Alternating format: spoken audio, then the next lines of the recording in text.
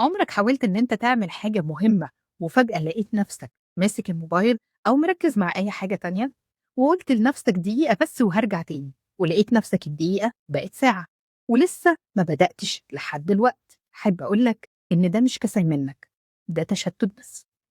خليني أقولك إن التشتت اللي أنت فيه ده مش عبارة عن إنه ضعف شخصية، ده مجرد إن في حاجات كتير حوالينا اتسببت إن انتباهنا يتشد، ممكن يكون بطريقة لا إرادية بسبب الحاجات اللي حوالينا كلها، سواء كانت سوشيال ميديا، سواء كانت أحداث كتير بتحصل حوالينا بتخلي التركيز بتاعنا مش في مكانه.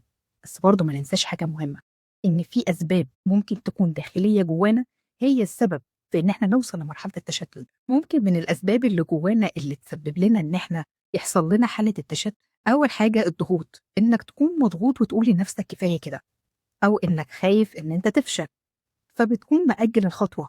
وحاجة كمان، ممكن يكون في إحساس جواك أصلا خايف إن أنت تواجهه فبتبعد عن الموضوع. وفي سبب مهم جدا جدا كلنا أو معظمنا ممكن يبقى فيه، هو فقدان الشغف، إنك تكون مش قادر إنك تعمل الحاجة دي أو إنك تشتغل عليها، لأن أنت من جواك أصلا مطفي، مفيش أي حاجة ممكن تكون مشجعاك إن أنت تشتغل فيه.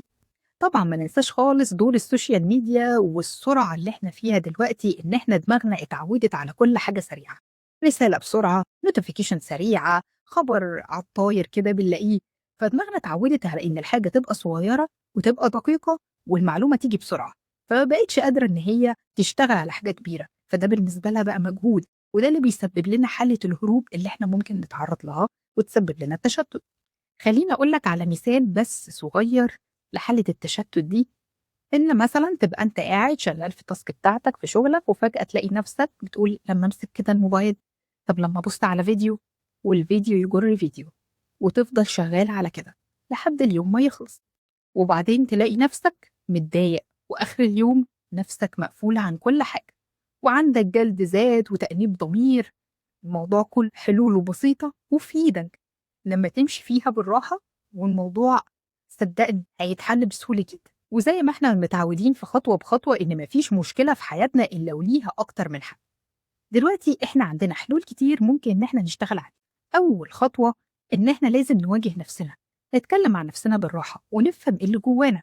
احنا مش كل مرة هنهرب هنستسلم، لازم تفهم من جواك انت مش عايز تقرب من التاسك دي ليه، مش قادر تكملها ليه، ايه الحاجات اللي موقفاك. هتطلع إجابات كتيرة جدا من جواك، صدقني هتبقى مبهور باللي جواك. هتحاول إن انت بالراحة تعالج الموضوع وتفهم النظام بتاعه، ممكن إن أنت تشتغل عليها ودي بشكل عملي وسهلة جدًا، إن أنت مجرد إنك تسأل نفسك بس، أنا باهرب من إيه؟ أنا مش عارف أكمل التاسك دي ليه؟ مجرد إن أنت هتطلّع الإجابات من جواك، إنك هتلاقي بصراحة إجابات كتيرة جدًا، تلاقي نفسك في تغيير، وهتحس إن أنت عايز تشتغل، وأي حاجة تكون واقفة عائق قدامك أو حاجة هتقدر إن أنت تشتغل عليها وتبعدها عنك، دي نقطة. حاول كمان وأنت بتسأل نفسك إن أنت تكتب الحاجات اللي جواك دي، مجرد برضه ما أنت هتكتبها وهتقراها بيكون ليها تأثير تاني خالص، لأنك بتواجه نفسك بالحقيقة، بتواجه نفسك باللي جواك، الموضوع بيكون ليه رد فعل داخلي قوي جدا.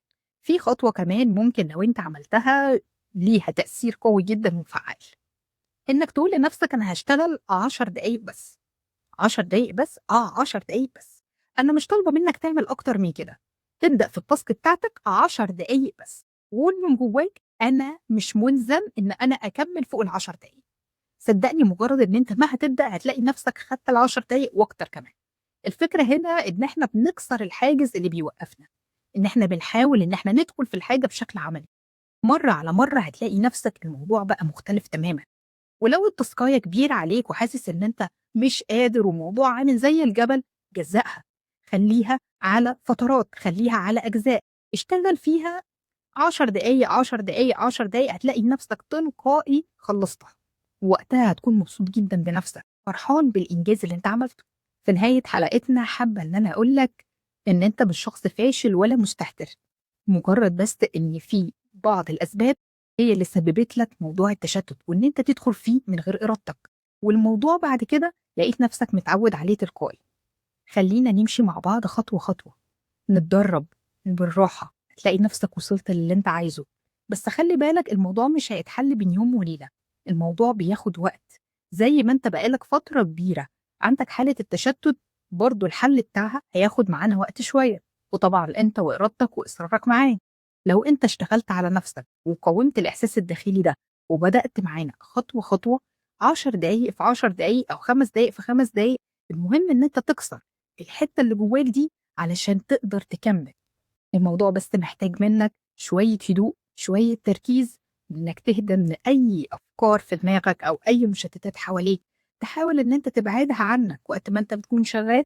الموضوع هيختلف معاك كتير جدًا، بس الموضوع كلّه لازم يتاخد معًا خطوة بخطوة.